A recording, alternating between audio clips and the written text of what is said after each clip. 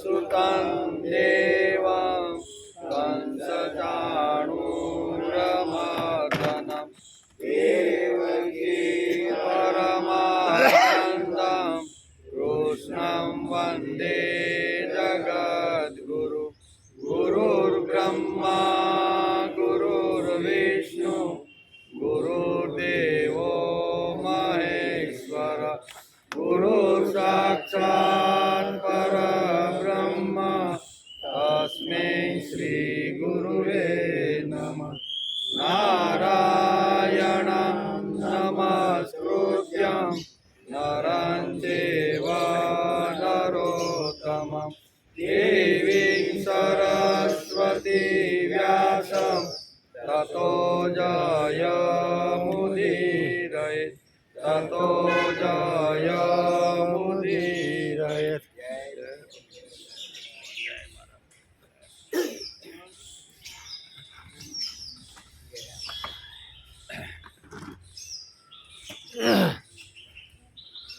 यावदेता निरीक्षेऽहं योद्धुकामानवस्थितां कैर्मया सह योद्धव्य अस्मिन् रणासमुद्यमे योत्स्य मानानवेक्षेऽहं ये तेऽत्र समागता आर्तराष्ट्रास्य दुर्बुद्धे युद्धे प्रियचिकीर्षव। संजय उवाच एवमुक्तो ऋषिकेशो गुडाकेशेन भारत सेनयोरुभयोर्मध्ये स्थापयित्वा रथोत्तमं भीष्मद्रोणा प्रमुखाता सर्वेषां च महीक्षिताम् उवाच पार्थ पश्येतां समवेतान् कुरु नीति। આજે શ્રીમદ ભગવદ્ ગીતા શરૂ થયો ચિંતન એનો આજે 26મો દિવસ। રોજ આપણે સોમવારથી શુક્ર શ્રીમદ ભગવદ્ ગીતા માતાનું પૂજન કરવા માટે આપણે રોજ મળીએ છીએ, બરાબર ને?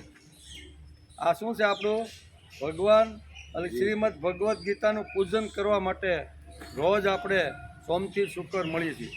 એમાં આપણે શુક્રવારે શ્રીમદ ભગવદ્ ગીતાના પ્રથમ અધ્યાયના 21મા શ્લોકને આપણે નમસ્કાર કર્યા અને સાથે સાથે અર્જુન વિષાદ યોગ એને પણ આપણે સાથે સાથે સમજવાનો પ્રયત્ન કર્યો। વિષાદ એટલે શું, એના ઘણા અર્થો વ્યાસે એમની રીતે લખ્યા છે, એને પણ આપણે સમજવાનો પ્રયત્ન કર્યો। આજે આપણે પ્રથમ અધ્યાયના 22મા શ્લોકનો વિચાર કરવાનો છે। 22મો શ્લોક કયો છે? યાવદેતા નિરીક્ષેऽહં યોद्धुकामानवस्थितां कैर्मया सह योद्धव्य अस्मिन् रणासमुद्यमे। એનો અર્થ થાય છે યાવત એટલે જ્યાં સુધીમાં। હું લખ્યું યાવત દેતા નિરીક્ષેમ એટલે કે યાવત એટલે જ્યાં સુધીમાં, અહમ એટલે હું યુદ્ધ ક્ષેત્રમાં, અવસ્થિતાન એટલે ઊભા રહેલા, કૌરવ પાંડવના બંને પક્ષોના સેનાની ઊભા રહેલા, યોદ્ધુ કામાન એટલે કે યુદ્ધની અભિલાષા રાખનાર યોદ્ધાઓને, નિરીક્ષમ એટલે સારી રીતે હું જોઈ ન લઉં ત્યાં સુધી। શું કીધું? નિરીક્ષણ કરીને આપણે એટલે નિરીક્ષણ એટલે સારી પેઠે જોઈ ન લઉં ત્યાં સુધી, અસ્મિન એટલે આ, રણ સમુદ્યમે એટલે યુદ્ધની પ્રવૃત્તિમાં, મયા એટલે મારે, કે એટલે કોની સાથે, સ એટલે સાથે, અને યોદ્ધવ્યમ એટલે યુદ્ધ કરવું યોગ્ય છે। એટલે કે અહીં સરળ અને સાદો અર્થ એવો થાય છે કે જ્યાં સુધીમાં હું યુદ્ધ ક્ષેત્રમાં ઊભો રહેલા વિપક્ષી યોદ્ધાઓને અભિલાષ એટલે કે યોદ્ધાઓને જોઈ ન શકું ત્યાં સુધી તમે મારો રથ યુદ્ધ ક્ષેત્રના મધ્ય ભાગની અંદર તમે સ્થિર રાખજો। આવો અર્જુને કૃષ્ણ ભગવાનને ઓર્ડર મારી દીધો કે મારો રથ તમે મધ્ય ભૂમિમાં લઈ જાઓ અને જ્યાં સુધી કૌરવ પાંડવ બંને સેનાની વચ્ચે મારો રથ ઊભો રાખો અને બંનેનું સારી રીતે નિરીક્ષણ ન કરી લો ત્યાં સુધી તમે આ રથને ત્યાં ઊભો રાખજો. આ શ્લોકની અંદર આટલી વાતો અહીંયા લખી છે. યાવદેતા નિરીક્ષમ રણ સમુદ્યતે, બે સેનાઓની વચ્ચે રથ ક્યાં સુધી ઊભો રાખે એ અંગે અર્જુન કહે છે. ક્યાં સુધી રાખવાનો?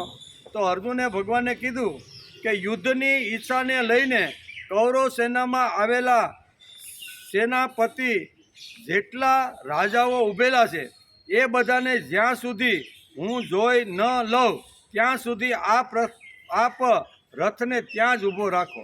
હું સારી રીતે બધાનું નિરીક્ષણ કરી ન લઉં કે મારી સામે યુદ્ધની અંદર કોણ કોણ લડવા માટે આવ્યા છે. આ સારી રીતે નિરીક્ષણ ન કરું ત્યાં સુધી મારા રથને બંને સેનાઓની મધ્ય ભાગમાં, ક્યાં? બે સેનાઓની મધ્ય ભાગમાં તમે ઊભો રાખો. આ યુદ્ધના ઉદ્યોગમાં મારે કોની સાથે યુદ્ધ કરવાનું છે, એમાં કોણ કોણ મારાથી વધારે બળવાન છે, એમાં કોણ મારા જેટલા બળવાન છે અને કોણ મારાથી ઓછા બળવાન છે એ બધાને હું સારી રીતે જોઈ શકું.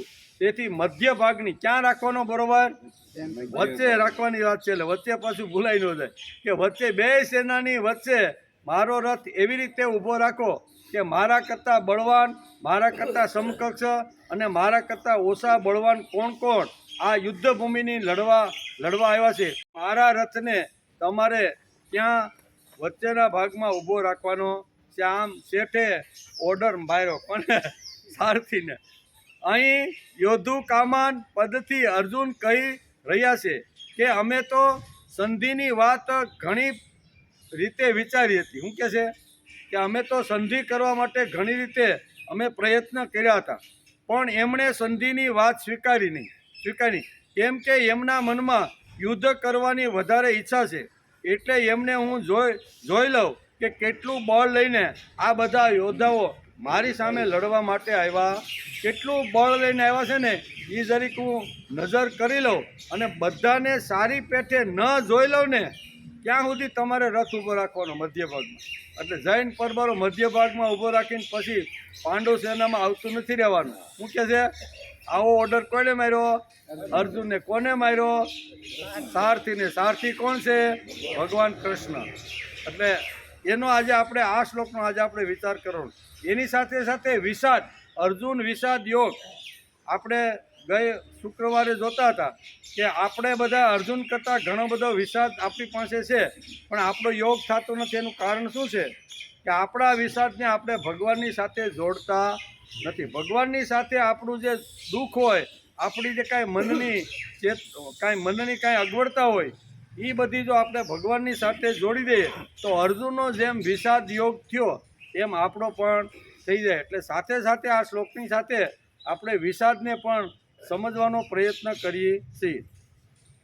22મા શ્લોક છે, યુદ્ધના મેદાનમાં આવતા પહેલાં કેટલી વાતો થઈ ગઈ. બરાબર, અને એ નક્કી થયા પછી જ બંને એકમાં 7 અક્ષરની અને એકમાં 11 અક્ષરની આ ઘણા બધા આવી રીતના શું કહેવાય વાટાઘાટો થઈ, ઘણું સમજાવવાના પ્રયત્ન કર્યા, પણ અહીંયા વેદવ્યાસ લખે છે કે અર્જુનના મનમાં એક જ વાત છે કે અમે તો ઘણી વખત વાટાઘાટો કરી અને અમારું ગયેલું રાજ્ય અમને પાછું ઇન્દ્રપ્રસ્થ મળે તે માટે અમે ઘણા બધા પ્રયત્નો કર્યા છે, પણ અમારો એક પણ પ્રયત્ન અથવા એક પણ વાત, એક પણ વિષ્ટિ પણ એણે માની નથી. તેથી અમે બધા યુદ્ધના મેદાનમાં આવી ગયા છીએ. તેથી યુદ્ધના મેદાનમાં મારી સામે કેટલા બળવાન લોકો આવ્યા છે એને હું જરીક નિરીક્ષણ કરી લઉં, એને જરીક હું જોઈ લઉં. યુદ્ધના મેદાનમાં આવતા પહેલાં કેટલી વાતો થઈ છે. તે કુરુક્ષેત્ર મેદાનમાં આવી ગયા છે, સેનાઓ ગોઠવાઈ ગઈ છે, શંખો પણ વાગી ગયા છે, ભગવાનને ઓર્ડર પણ કરી દીધો. આ બધું થઈ તો ગયું. શું કે આ બધું શંખો વાગી ગયા, વાજિંત્રો વાગી ગયા. બરાબર, અને અહીંયા ઘણી બધી આ ઘટનાઓ યુદ્ધ ક્ષેત્રમાં બની ગઈ છે. મધ્ય ભાગમાં લઈ જાઓ છતાં અર્જુન કહે છે કે મારે કંઈક જોવું છે. શું છે? મારે કંઈક જોવું છે કે મારી સાથે કયા યોદ્ધાઓ કેટલું બળ લઈને મારી સામે લડવા માટે આવ્યા છે એનું હું જરીક નિરીક્ષણ કરી લઉં એમ કે અર્જુને ધનુષ્ય પણ ઉઠાવી લીધું. આ બધું થઈ ગયું છે ને પછી અર્જુને ધનુષ્ય પણ ઉઠાવી લીધું. ભયંકર અવાજો થયા, શંખો અને વાજિંત્રો વાગવા લાગ્યા. અને પછી શું જોવાનું ભાઈ, આ વાત તો થઈ ગઈ. પિતામહ ભીષ્મે આવી રીતનો શંખનાદ કર્યો એટલે એનો અર્થ કે હવે આપણે લડવાની ફૂલ તૈયારીમાં અત્યારે આપણે આવી ગયા સહી. તેથી અહીંયા કહે છે કે શંખ પણ વાગી ગયો, યુદ્ધની અંદર બંને સેનાઓ પણ ગોઠવાઈ ગઈ છે. અને કોણ સામે લડવાના આવ્યા છે એ તો ઘણા વર્ષોથી ખબર છે અર્જુનને કે યુદ્ધના મેદાનમાં કૌરવ પક્ષમાં કોણ કોણ છે. પણ છતાંય અહીંયા વેદવ્યાસ લખે છે કે ભગવાનને કીધું કે મારો રથ મધ્ય ભાગમાં લઈ જાઓ, મારી સામે કોણ કોણ યોદ્ધાઓ લડવા માટે આવ્યા છે તો એના જરીક હું મુખ જોઈ લઉં, એના ડાચા જરીક જોઈ લઉં. શું કહે છે કે કેવા ડાચા લઈને મારી સામે લડવા માટે આવ્યા છે. હવે બધુંય થઈ ગયા પછી અહીં ખબર નહીં હોય પણ અહીં છતાં શબ્દ વાપરેલો છે તો એને આપણે સમજવાનો પ્રયત્ન કરીએ કે આવું શા માટે બોલ્યો. હવે ભગવાનને કહે છે કે ભગવાન મારો રથ મધ્ય ભાગમાં લઈ જાઓ, મારે લડવાવાળાને જરીક જોવા છે. એક તો વચ્ચે બોલવું તે અવિવેક છે. કોઈ પણ બે જણા વાત કરતા હોય તો વચ્ચે બોલવું, એમાં 20મા શ્લોકની અંદર 21મા શ્લોકમાં વચ્ચે જ બોલ્યો ને, 21 અને 20ની વચ્ચે હું બોલ્યો, વચ્ચે જો એક પદ છે એ સંજય ઉવાચનું છે ને પછી સીધો અહીંયા અર્જુન ઉવાચ કરીને એક વાક્ય બોલી નાખે છે. શું બોલે છે? સેનયો રૂભયોર મધ્યે સ્થાપયિત્વા રથોત્તમ. આમ વચ્ચે જ બોલી ગયો. એટલે અહીંયા કહે છે કે એક તો બે જણાની વાત ચાલતી હોય ને ત્યાં વચ્ચે ક્યારેય બોલવાનું નહીં. વચ્ચે બોલ્યો એટલે વેદવ્યાસ કહે છે કે ધીમે ધીમે થોડોક અવિવેક અર્જુનની અંદર સૂક્ષ્મ આવી રીતનો અહમ પેદા થતો હોય ને એવું લાગે છે કે મેં શંખ વગાડ્યો, કૌરવો ધ્રુજી ગયા, હવે આંપડા પાંપડા થઈ ગયા એટલે હવે બધાને મારી જ નાખું, મારી સામે કેવા ડાચા લઈને જોવા આવ્યા છે. આમ કરીને થોડોક આ વ્યાસ કહે છે કે થોડોક અવિવેક સૂક્ષ્મ ભક્ત હોય ને એનો થોડોક સૂક્ષ્મ અહમ હોય ને તો એ ભગવાનથી સહન થતો નથી. આગળ ભગવાન કહેવાના છે કે ભાઈ તારો જે ઈગો લઈને તું જો અત્યારે મેદાનમાં આવ્યો છો ને આ તારા જેવા ભક્તને સોંપતું નથી. પણ આગલા શ્લોકમાં કહેવાનો છે અહીંયા એ જ વાત છે કે હવે ભગવાનને કહે છે કે ભગવાન મારો રથ મધ્ય ભાગમાં લઈ જાઓ, મારે લડવાવાળાને જોવા છે. એક તો વચ્ચે બોલવું તે અવિવેક છે. 20 અને 21મા શ્લોકની વચ્ચે અર્જુન બોલી ગયો છે કે સેનયોર ઉભયોર મધ્ય. પછી ભગવાનને ઓર્ડર આપ્યો. ખરેખર ઓર્ડર અપાય વિવેકથી ભગવાનને કહેવું જોઈએ કે ભગવાન હવે બંને સેનાની વચ્ચે મારો રથ લઈ જાઓ અને આપણે લડવાની શરૂઆત કરીએ, આવું કેવું જોઈએ. એને બદલે ભગવાનને ઓર્ડર માર્યો. કોને? ભગવાનને ઓર્ડર. એટલે થોડોક આ વેદવ્યાસ કહે છે લખે છે કે થોડોક અવિવેક આવ્યો હોય, સૂક્ષ્મ દેખાય નહીં આપણને એવો થોડોક અહીંયા એ પણ મારે એના મગજમાંથી કાઢવો જોઈએ. તો યો મદ ભક્ત સમે પ્રિય અર્જુન થાય નકર થાય. આ બધી વાતો છે. સેનયો રૂપયો મધ્ય બોલ્યો છે. પછી ભગવાનને ઓર્ડર પણ કર્યો છે. આ અર્જુનનો થોડોક અવિવેક છે. આવી સ્થિતિમાં ભગવાનને ઓર્ડર કરવો એ અવિવેક છે. તો સુધી શું કર્યું ભાઈ? અત્યાર સુધી શું કર્યું? બટાટા બાફા. અત્યાર સુધી આ બધી કેટલી વખત વિષ્ટિ થઈ, કેટલી વાર સમજાવવાનો પ્રયત્ન થયો અને કોણ કોણ મારી સામે આવવાનું એ તો બધું પહેલેથી જ ખબર હતી કે કૌરવ પક્ષમાં કોણ કોણ યોદ્ધાઓ છે. તો અહીંયા કેમ કહે છે કે હું આ બધાને જોઈ લઉં? યુદ્ધ પહેલા ઉપલવ્ય સાવણીમાં વિરાટ, દ્રુપદ, ધૃષ્ટદ્યુમ્ન જેવા મહારથી સાથે યુદ્ધની ઘણી બધી નીતિઓ ઘડાઈ હતી. યુદ્ધમાં સરસેનાપતિ કોણ બને, પહેલી કેડરમાં કોણ રહે, એની સાથે કોણ કોણ યોદ્ધાઓ રહે, આ બધું ઘણા બધા સમય સુધી આવી શું કહેવાય ઉપલવ્ય સાવણીની અંદર ઘણી બધી વાટાઘાટો થઈ હતી. યુદ્ધ પણ નક્કી થઈ ગયું હતું. સંજય પણ અહીંયા વિષ્ટિ કરવા માટે આવ્યો હતો, એને પણ જવાબ આપીને ભગવાન વિષ્ટિ આ બધું તો થઈ ગયું હતું. તો હવે અહીંયા સીધું વેદવ્યાસ લખે છે કે પાંડવની બાજુમાં જ આ કૃષ્ણ ભગવાનનો પાંડવ જે સેના હતી ને એની બાજુમાં જ એની થડમાં જ આ રથ ઊભો હતો. તો સીધું અહીંયા લખવાનું હતું કે ભાઈ પિતામહ ભીષ્મે યુદ્ધનો શંખનાદ કર્યો છે, વાજિંત્રો વાગી ગયા છે, તો હવે આપણે લડવાની શરૂઆત કરી દઈ. એમ ન બોલતા એને શું બોલ્યો કે હે કેશવ, હે અચ્યુત, મારો રથ તમે બંને સેનાના મધ્ય ભાગની અંદર તમે લઈ જાઓ અને હું જરીક જોઈ લઉં એમ. તો જોયા નહોતા, અટાણ સુધી જોયા જ હતા, પણ આ છતાંય બોલે છે તો એનો કાંઈક ગૂઢ અર્થ વ્યાસ આપને સમજાવવા માગે છે કે આવું અર્જુન શા માટે બોલ્યો. અને વેદ વ્યાસે શા માટે આ 22મા શ્લોકની અંદર અહીંયા યાવદેતા નિરીક્ષમ, હું સારી રીતે નિરીક્ષણ કરી લઉં ત્યાં સુધી તમે મારો રથ મધ્ય ભાગમાં ઊભો રાખો, આવું અર્જુન શા માટે બોલ્યો હશે એનો પણ વિચાર કરવો જોઈએ.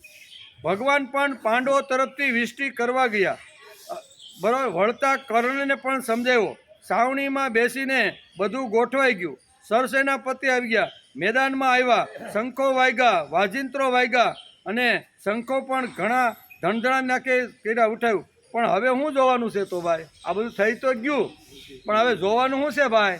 પણ છતાં અર્જુન કહે છે કે મારે આ બધાને જોવા છે. તો જોવાના છે તો કાંઈ વેદ વ્યાસના ગૂઢ રીતે આપણે શ્રીમદ ભગવદ્ ગીતાના આ 22મા શ્લોકમાં આપણે કાંઈક સમજાવવાનું છે.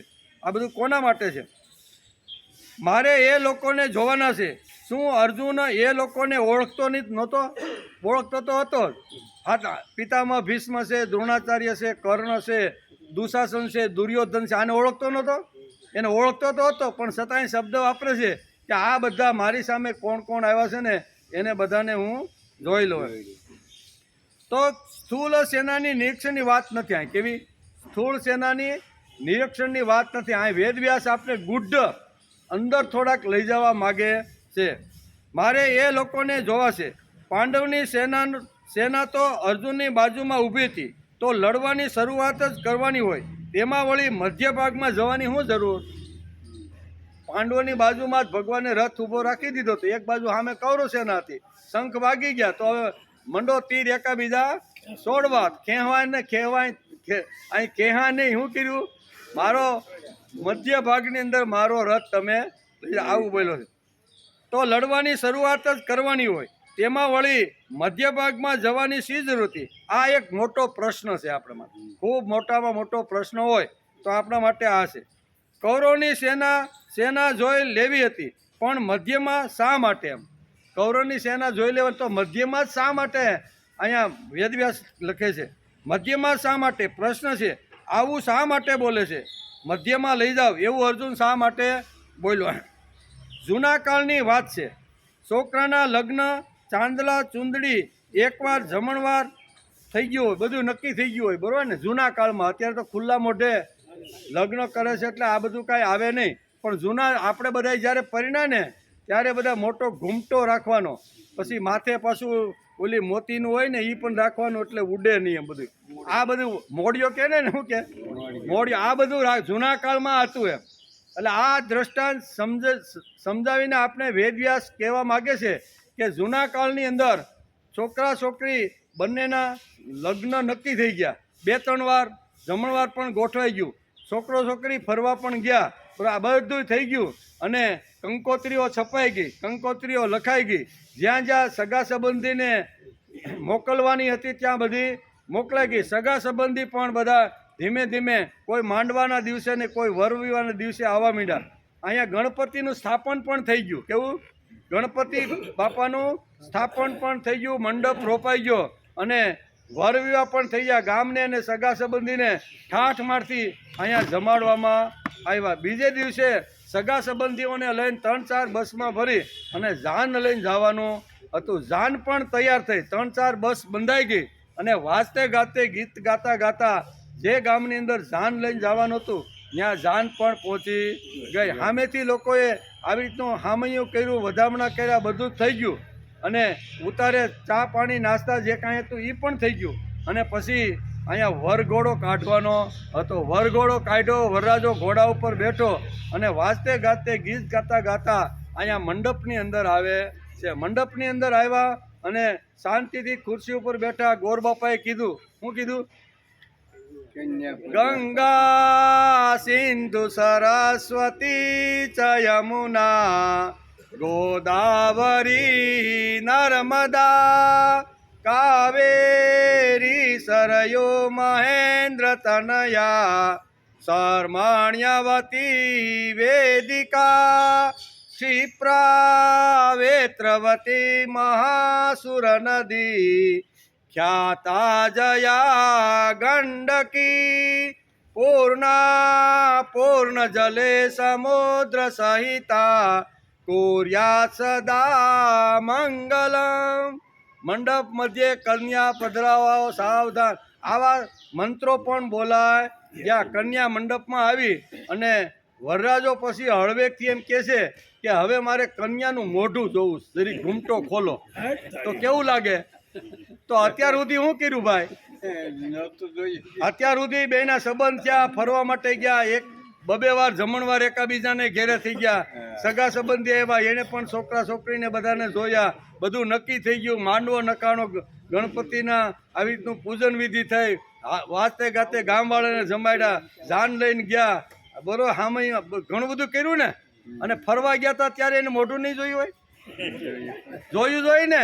હે તો અહીંયા એમ કે છે, હવે શું કે છે વરરાજ મોઢું કેવું? એવું જ અહીંયા છે. અર્જુન શું કે છે, હું જરીક હવે જોઈ લઉં કે મારી સામે કોણ કોણ લડવા. તો આ જોયું નહોતું એને.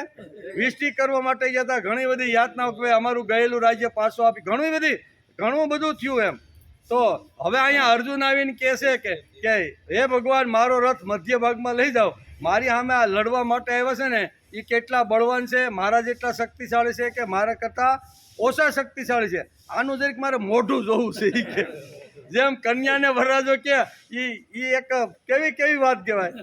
હે એણે જોયું હોય, ફર્યા હોય, હોટલોમાં ગયા હોય, નાસ્તા પાણી કર્યા હોય, અને પછી એમ કે મારે હવે કન્યાનું મોઢું ઘૂમટો ઉઠાવો ભાઈ જરી.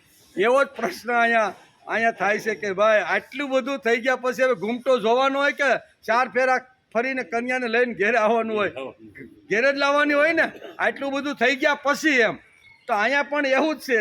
અહીંયા આ બધું થઈ ગયા પછી કે હળવેકથી જરીક મને જોવા તો જો કોણ કોણ હે ભાઈ. તું એની હારે કેટલી વાટાઘાટો થઈ છે, બરોબર. જે વખતે વસ્ત્રહરણ થયું ત્યારે ઊંચા નીચો થતો હતો હસ્તિનાપુરની અંદર દ્રૌપદી, આ બધું તે જોયેલું છે.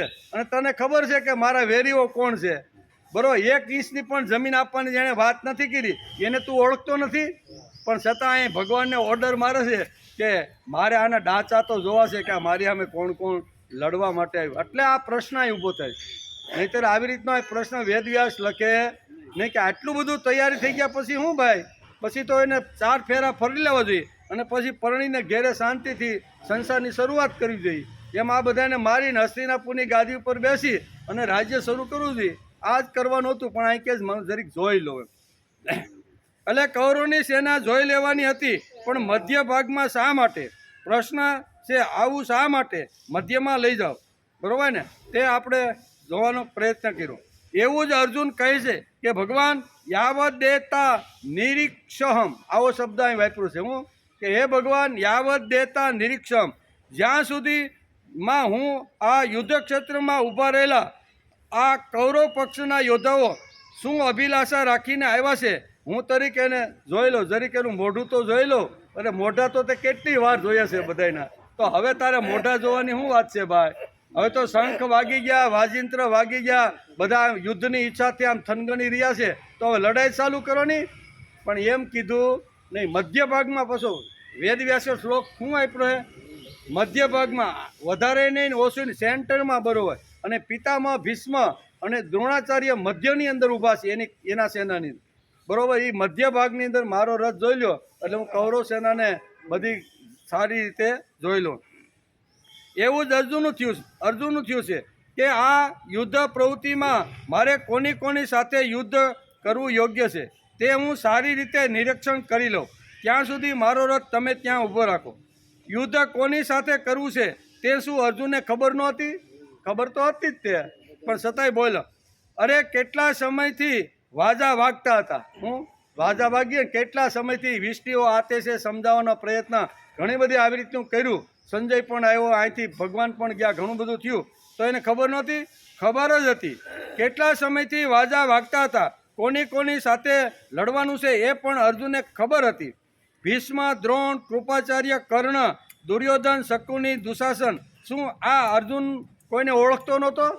બધાને ઓળખતો હતો. ને બધા સારી રીતે એના સંપર્કમાં બધા આવી ગયા હતા. પણ છતાંય અહીંયા અર્જુનને ખબર નહોતી. તો શા માટે બોલે છે કે યાવત દેતા નિરીક્ષેહમ, બહુ આ અંડરલાઇન કરવા જેવો આ શ્રીમદ ભગવદ્ ગીતાનો આ શ્લોક છે કે શા માટે અર્જુન બોલ્યો કે મારો રથ મધ્ય ભાગમાં તમે લઈ જાઓ. યાવત એટલે જ્યાં સુધી, શું થાય? યાવત એટલે જ્યાં સુધી નિરીક્ષણ બરોબર ના કરી લઉં ત્યાં સુધી રથ મધ્યમાં ઊભો રાખો. સામેના પક્ષમાં આવેલા યોદ્ધાઓને શું અર્જુન ઓળખતો નહોતો? બધાને ઓળખતો હતો. બધા સામે કોણ કોણ આવ્યા છે? દ્રોણાચાર્ય છે, પિતામહ ભીષ્મ છે, બરોબર, આવી રીતના કૃપાચાર્ય, બધાને અર્જુન ઓળખતો જ હતો. પણ છતાં એણે કીધું કે મારી સામે કોણ કોણ લડવા માટે આવ્યા છે એ મધ્ય ભાગમાં રહીને હું જોઈ શકું. પ્રત્યેક આ મધ્ય ભાગ લખ્યો છે એનો હવે તત્વજ્ઞાનની દ્રષ્ટિએ વ્યાસ આપને સમજાવવા માગે છે. પ્રત્યેક માણસે વિચારવું જોઈએ કે શું નિરીક્ષણ કરવા ગયો છે અર્જુન. નિરીક્ષણ કરવાની વાત કે શું કરવા ગયો છે? શું સેનાનું નિરીક્ષણ કરવા માટે ગયો હતો? અહીંયા ગીતા સાંકેતિક ભાષામાં આપણે કંઈક કહેવા માગે છે. વેદવ્યાસ આપણે આ શ્લોક દ્વારા કંઈક સાંકેતિક ભાષા કહેવા માગે છે. ગીતા શું કહેવા માગે છે?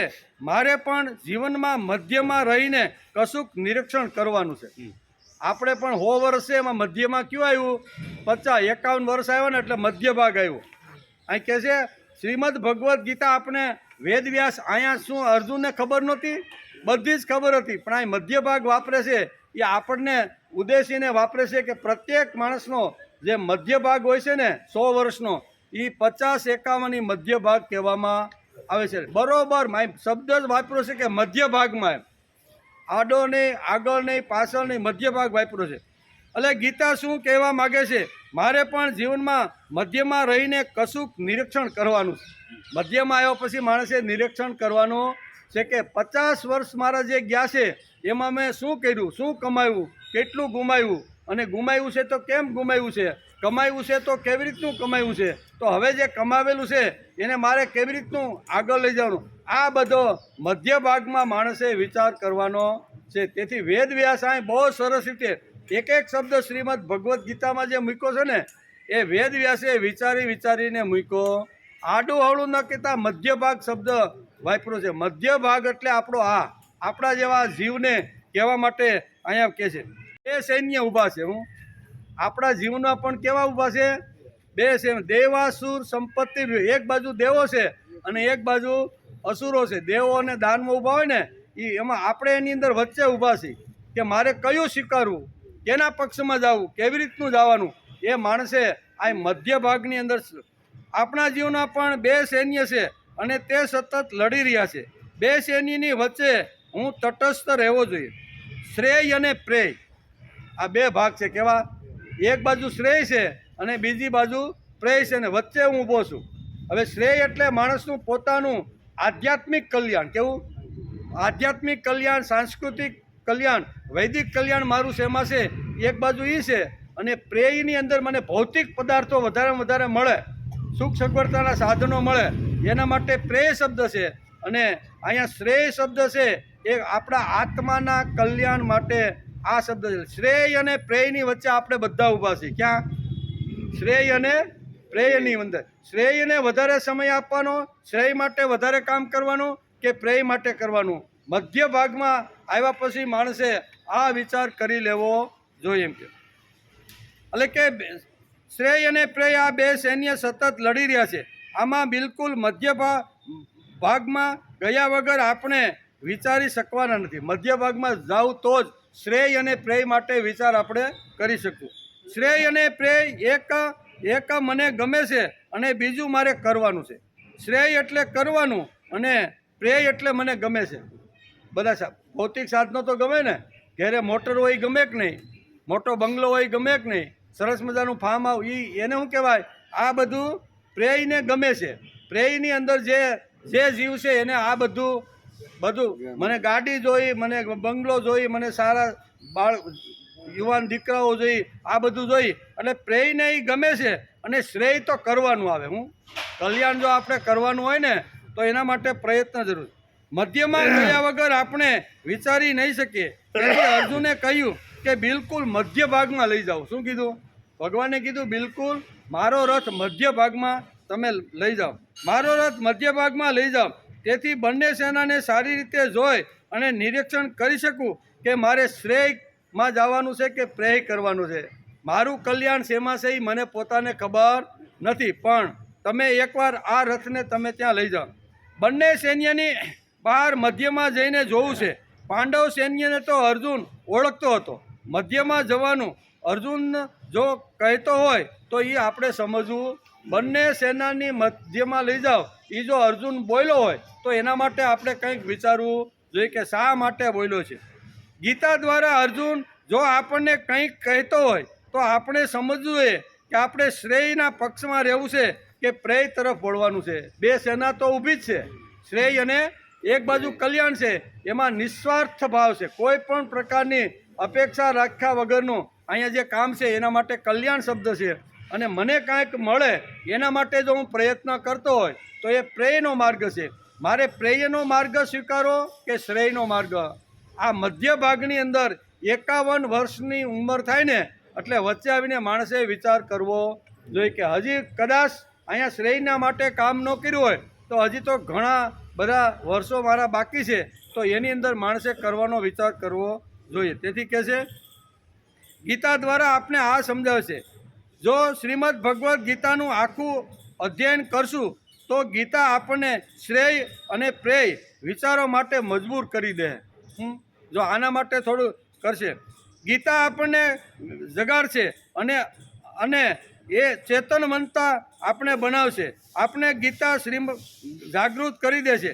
તેથી પ્રથમ અધ્યાયના 22મા શ્લોકમાં અર્જુને કહ્યું છે કે સેનયો રૂભયોર મધ્યે. શું કહ્યું? સેનયો રૂભયોર મધ્યે, બંને સેનાઓની વચ્ચે મારો રથ તમે લઈ જાઓ. એટલે મારે શું કરવું? ક્યાં સુધી તો કે યાવત દેતા નિરીક્ષમ, જ્યાં સુધી બરોબર નિરીક્ષણ ન કરું ત્યાં સુધી મારો રથ ત્યાં તમે ઊભો. કે હવે મારે શું કરવાનું છે? બરોબર ને? હવે શ્રેય તરફ વળવાનું છે કે પ્રેયને આગળ ધપાવવાનું છે? જ્યાં સુધી આ નક્કી ન થાય ત્યાં સુધી તમે મારો રથ ત્યાં તમે ઊભો રાખજો. માણસ પોતાના માટે વિચારવું હોય તો તેનો પોતાનો સ્વાર્થ જુએ અને સજેશન કરવાનું હોય તો શ્રેયનું આપે. તેથી શ્રેય વિચારવા માટે જ શ્રીમદ ભગવદ્ ગીતાની જરૂર છે, પ્રેય માટે જરૂર નથી. પૈસા કમાવો હોય તો કાંઈ એમાં બહુ એની જરૂર પડે નહીં, પણ કલ્યાણનો માર્ગ મારે જો મેળવવાનો હોય ને તો એમાં મને આ આધારનો અથવા વિચારનો જરૂર પડે. તેથી બહુ સરસ મતું ગીતાએ આપણે સમજાવવાનો પ્રયત્ન કર્યો છે. આપણે શ્રીમદ ભગવદ્ ગીતામાં પ્રથમ અધ્યાય અર્જુન વિષાદ યોગને સમજવાનો પ્રયત્ન કરીએ છીએ. વિષાદને યોગ બનાવવો હોય તો ભગવાન સાથે જોડી દો. આપણે ગીતાનું તત્વજ્ઞાન વાંચવાનું છે અને સાંભળવાનું છે. તેથી શ્રીમદ ભગવદ્ ગીતાની ભૂમિકા કઈ છે? પ્રથમ અધ્યાયની અંદર આ અર્જુન વિષાદ યોગ આવું વેદ વ્યાસે લખ્યું છે. એ શા માટે લખ્યું છે? તો એની પાછળનો હેતુ આપણે ખરેખર સમજી લેવો જોઈએ. એમ કે આપણે ગીતાનું તત્વજ્ઞાન વાંચવાનું છે, આપણે ગીતાનું તત્વજ્ઞાન સાંભળવાનું છે. તેથી શ્રીમદ ભગવદ્ ગીતા પાછળની ભૂમિકા સમજી લેવી જોઈએ. યાવત દેતા નિરીક્ષેહમ યોદ્ધુ કામાન વસ્તિતાન, યુદ્ધની અભિલાષા રાખનાર યોદ્ધાઓને સારી પેઠે જોઈ લઉં ત્યાં સુધી મારો રથ ઊભો રાખજો. ભગવાને ઓર્ડર કર્યો છે. જ્યાં સુધીમાં હું યુદ્ધ ક્ષેત્રમાં ઊભા રહેલા વિપક્ષી યોદ્ધાઓને અને મારે કોની સાથે યુદ્ધ કરવાનું છે તે હું સારી રીતે નિરીક્ષણ ન કરી લઉં ત્યાં સુધી મારો રથ વચ્ચેના ભાગમાં તમે ઊભો રાખજો. સંચળ માણસને માર્ગદર્શન કોણ આપી શકે? અત્યારે થોડુંક મન, અહીંયા વેદવ્યાસ લખે છે કે થોડુંક મન સંચળ અર્જુનનું થયું હોય એવું લાગે. શા માટે? આવા મોટા માણસને ઓર્ડર કરાય નહીં. ભલેની સારથી હોય તો અચ્યુત નામ પણ આગળના શ્લોક 21મા શ્લોકની અંદર વાપર્યું છે. ભગવાને આ વાક્ય અર્જુનના મુખમાં મૂક્યું છે. અર્જુનના મનમાં થોડો સૂક્ષ્મ અહંકાર આવ્યો, દેખાય નહીં એવો. કેવો? અંદરથી ભગવાન વિચારે છે કે એક બાજુ શંખ વાગ્યા, એક બાજુ વાજિંત્ર વાગ્યા અને એની અસર કૌરવ ઉપર શું પડી એ અર્જુને જોયું. અને અર્જુનને એમ જ થયું કે મારા શંખનાદના અવાજથી આ કૌરવ બધા ડરી ગયા છે. એવો થોડોક અંદર અહંકાર આવ્યો, અને અહંકાર આવ્યો તો એ ભગવાન ભગવાન તો સર્વસ્ય ચાહમ હૃદયસની બધાના હૃદયમાં બેઠા છે. એટલે ભગવાન વિચાર કરે છે કે મારા ભક્તનો સૂક્ષ્મ અહંકાર હોય ને એ પણ મારે કાઢી નાખવો જોઈએ. અર્જુનના આટલો મોટો બળશાળી, શક્તિશાળી, સમજદાર અને એના મનમાં જો થોડોક અહંકાર આવ્યો હોય તો એને પણ મારે દૂર કરવો જોઈએ. એટલે અર્જુનના મનમાં કયો અહંકાર આવ્યો કે હું હતો તેથી આ બધા કૌરવો ડરી ગયા. મેં જે શંખ ધ્વનિ કર્યો બરોબર એનાથી આ ભાગમ દોડ મચી ગઈ. અને ભાગમ દોડ મચી ગઈ એટલું જ નહીં પણ અસ્તવ્યસ્ત રીતે આ લોકો પોતે વાજિંત્રો પણ વગાડવા આ મારા શંખની અસર છે. અને મેં જો જોરથી આવો શંખ નગ વગાડ્યો હોત ને તો આ કૌરવ ધ્રુજત નહીં. ધ્રુજાય એનું કારણ હું છું. હું થોડોક સૂક્ષ્મ અહંકાર અહીંયા અર્જુનને આવ્યો હોય એવું વ્યાસ લખે છે. નકર આ બધી વાતો લખવાની જરૂર નહોતી. આવું અર્જુનને લાગ્યું તેથી વેદવ્યાસે અર્જુનના મુખમાં આ વાક્ય મૂક્યું છે, સૂક્ષ્મ અહંકાર પણ ભક્તના મનમાં ન આવવો જોઈએ. જેને ભક્તિ કરવી છે, જેને ભગવાનનું કામ કરવું છે બરોબર, જેને યજ્ઞીય કાર્ય કરી અને પોતાનો જીવન વિકાસ કરવાનો છે ને એના મનમાં લગરી કે લેશ માત્ર સૂક્ષ્મ અહંકાર પણ રહેવો જોઈએ નહીં. આ ભગવાનનો પાકો ભક્ત હતો. ભગવાન વિચાર કરે છે કે આ અહંકારને પણ મારે થોડોક દૂર કરવો જોશે. આવું અર્જુનને લાગ્યું તેથી વેદવ્યાસે લખ્યું છે, મહત્વ કોના લીધે છે તે ધ્યાનમાં ન આવે. આ બધા કૌરવ પક્ષોની અંદર અત્યારે ધડબાટી બોલી ગઈ, આડાઅવડા અસ્તવ્યસ્ત થઈ ગયા અને દુર્યોધન તો એટલો બધો ડરી ગયો છે. એનું કારણ આપણે સમજવું જોઈએ. અહીંયા ખાલી અર્જુનના શંખથી દુર્યોધન આંકે છે ને કે મહત્વ કોના લીધે છે તે ધ્યાનમાં ન આવે. પોતામાં અહમ ઊભો થાય કે મારા લીધે કૌરવો અસ્તવ્યસ્ત થયા છે. આ સૂક્ષ્મ અહમ ભક્તિ માર્ગમાં બાધક છે. ભક્તિ માર્ગની અંદર નાનામાં નાનો અહંકાર હોય ને તો એ બાધક રૂપ છે. એમ કે બધું જ મહત્વ ભગવાનના કારણે છે. અર્જુન તો ફક્ત નિમિત્ત બનવાનો છે. આગળ કહેવાના છે કે નિમિત્ત માત્ર ભવ્ય થઈને એકદમ ડરપોક થઈ ગયો હોય એ મારા શંખનો જ અવાજથી થયો. એટલે મારા શંખને લીધે કૌરવ સેના ધ્રુજી ગઈ છે એવો સૂક્ષ્મ અહંકાર અહીંયા અર્જુનને થોડોક આવેલો છે. પણ આ બધું કોના લીધે છે એ બધું જ ભગવાનના લીધે થતું રહેલું છે. આપણે ફક્ત આ કાર્યમાં નિમિત્ત બનવાનું છે. ભગવાન એટલે કે નિમિત્ત આપણે બનાવે છે.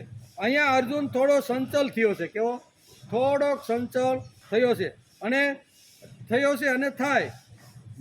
મોટા માણસો પણ સંચલ થઈ ગયા છે એવું આપણે ઘણીવાર આપણા શાસ્ત્રોમાં પણ પુરાણોમાં ઘણીવાર વાંચતા. પણ સંચલતામાંથી અહીંયા વિષાદ યોગ થાય એ બહુ જરૂરી. અહીંયા અર્જુન થોડો સંચલ થયો છે અને માણસ થાય. મોટા માણસો સંચલ થયા છે. દેવો અને દાનવનું યુદ્ધ, દેવો વિજયી થયા. માણસ વિજયી થાય કે તેનું માનસ બદલાઈ જાય. અર્જુનના શંખથી પાંડવો અસ્તવ્યસ્ત થઈ ગયા. અર્જુનનું માનસ બદલાઈ ગયું. આપણે દેવ દાનવનું ઘણીવાર યુદ્ધનું વર્ણન અહીંયા ઘણીવાર શેની અંદર આવે છે? ઘણીવાર પુરાણોમાં આવે છે. દાનવો ઘણીવાર જીત મેળવે છે, દેવો બધું અભ્યાસ કરી છે. કથા નથી, વાર્તા નથી, આખ્યાન નથી, બરાબર ને? આવું કાંઈ નથી. આપણે શું કરીએ છીએ? અભ્યાસ કરીએ એટલે અભ્યાસમાં તો પુનરુક્તિ આવે. એમ એકની એક વાત વારંવાર કહેવી પડે તો એ સિદ્ધાંત આપણા ભેજામાં, આપણી બુદ્ધિમાં બરોબર બેસે. તેથી આપણે અભ્યાસ કરવા માટે બેઠા છીએ અને અભ્યાસની અંદર અહીંયા ભગવાન થોડોક વિચાર કરતા થઈ ગયા છે કે મારા ભક્તની અંદર થોડો પણ સૂક્ષ્મ દેખાય નહીં એવો. કેવો? સામાન્ય રીતે આ શ્લોક જો આપણે વાંચીને તો આપણને પણ દેખાય નહીં કે અર્જુનના મનમાં કયો સૂક્ષ્મ અહંકાર આવ્યો છે. પણ વ્યાસ જેવા મહાપુરુષના જ્યારે એનું આખું બધું વિવરણ આપણે જ્યારે વાંચતા હોય ત્યારે વ્યાસ જેવા મુનિને ખબર પડે કે થોડો સૂક્ષ્મ અહંકાર અહીંયા અર્જુનના મનમાં આવ્યો. શું આવ્યો? કે મેં આ શંખ વગાડ્યો અને એનાથી કૌરવ સેના ધ્રુજી ગઈ, હાંફળી ફાંફળી થઈ ગઈ, એના હૃદય બધાયના ચીરાઈ ગયા. શું શબ્દો વાપર્યો છે?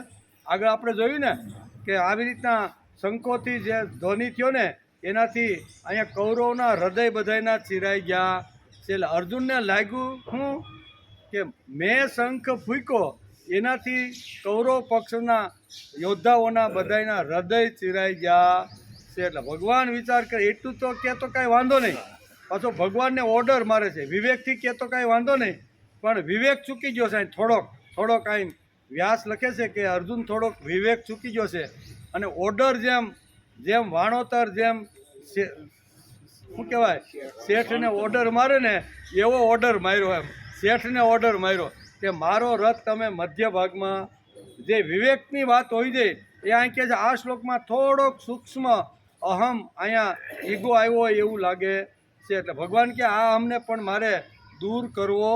મારા ભક્તો જે છે ને મારી સુધી આવવાનો પ્રયત્ન કરે ને એનામાં કોઈ અહમ કે આવી રીતનો અભિમાન રહેવું જોઈએ નહીં. તેથી આ શ્લોકની અંદર સૂક્ષ્મ છે એ આપણને ન સમજાય, પણ વ્યાસ જેવા મહાપુરુષ જ્યારે આપણે આનો વિસ્તારથી જ્યારે વર્ણન કરે ને ત્યારે ખબર પડે કે લેવો આટલો બધો તો આપણે તો ખાલી એનું ગુજરાતી ભાષાંતર કરીને વાંચી નાખ્યું આ શ્લોકની અંદર, પણ આપને ખબર પડી નહીં. કોઈ મહાપુરુષ આવે આ જગતની અંદર, પાંડુરંગ શાસ્ત્રી એ પણ ગીતાનો અભ્યાસ કરે, એમાં ઊંડા ઉતરી અને એ પણ વિચાર કરે કે થોડીક અર્જુનના મનની અંદર આવી વાત આવી હોય એવું વેદ વ્યાસ લખે છે. તેથી મહાપુરુષો આ બધું અભ્યાસ કરીને આપણે કહેતા રહેશે અને એનો અભ્યાસ આપણે અત્યારે કરીએ છીએ, બરાબર ને. એટલે અહીં કહે છે કે આવી રીતનો થોડોક અહંકાર આવ્યો એટલે અર્જુન એમ થયું કે મારા લીધે થયું છે. એમાં અહીંયા કેનોપનિષદ જેણે વાંચ્યું છે એને ખબર છે કે કેનોપનિષદની અંદર અહીંયા ઘણા બધા ભાષ્યો ઘણા બધા મહાપુરુષોએ લખ્યા છે આ જગતમાં. એમાં એક પાંડુરંગ શાસ્ત્રીનું એક ભાષ્ય કેનોપનિષદ ઉપર એને લખ્યું છે અને કીધું છે એના પ્રવચનમાં. એમાં પણ આ દેવ દાનવોની વાત કરી છે. એ કે જ્યારે માણસ યશસ્વી થાય, માણસ જ્યારે વિજયી થાય અને માણસને એમ લાગે કે મારા લીધે જ આ બધું છે ને, ત્યારે કેવી રીતની ઘટનાઓ ઘટે છે ને એ ઉપનિષદની અંદર કેનોપનિષદની અંદર વાર્તાના રૂપમાં વ્યાસે લખી છે અને વાંચવા જેવું છે ઉપનિષદ.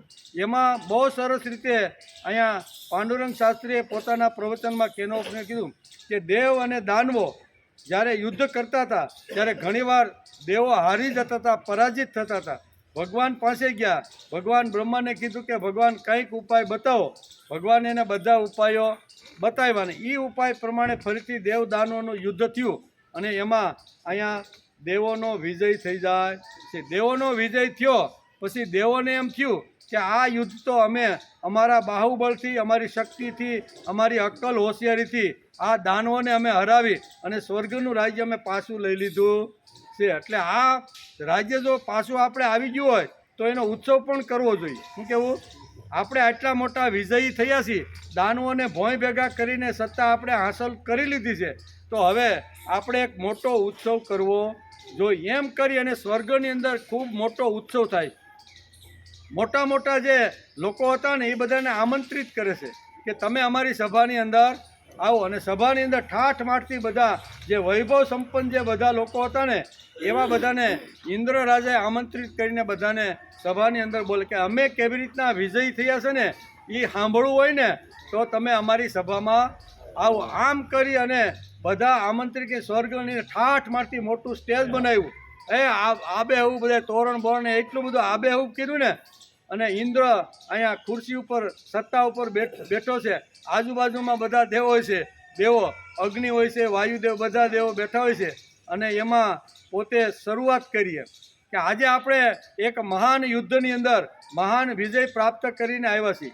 એ અમારી શક્તિ અમે જો આવી રીતના અક્કલ હોશિયારી ન વાપરી હોત, અમારા કાંડાનું કૌતુક જો ન વાપર્યું હોત ને તો અમે દાનવો સાથે હારી જાત. પણ અમે બધાએ વાપર્યું છે, અમારી શક્તિથી અમને વિજય પ્રાપ્ત થયો છે. આવા બધા દેવો બધા પોતપોતાની રીતે એકાબીજાના માલ્યાના વખાણ કરે, માલ્યો આલિયાના વખાણ કરે. ઘણીવાર મોટા સમારંભમાં આવું થાય ને, આપણે હું તો ઘણીવાર જાતો હોય ને એટલે આપણે થાય કે હવે માલ્યાના વખાણ શરૂ કરશે. માલ્યો પાછો સ્ટેજ ઉપર આવે ને તો એ આલિયાના વખાણ કરે. એ અંદરો અંદર આલિયા માલ્યાના જ વખાણ થતા હોય. અહીંયા દેવો અને દાનવો પણ અંદરો અંદર વખાણ કરવા લાગ્યા. એમાં ભગવાન તો હાવ નીકળી ગયા બારોબાર જ. એમ અમને જે વિજય મળ્યો છે એનું કારણ ભગવાન છે એવું કોઈ સ્ટેજની અંદર બોલતું. અડધો પોણો કલાક સુધી આવી રીતનું આવ્યું. ભગવાન બ્રહ્મ એટલે ભગવાન, એમાં બ્રહ્મ શબ્દ છે ઉપનિષદમાં. આ બ્રહ્મ શબ્દ વાપરો છે.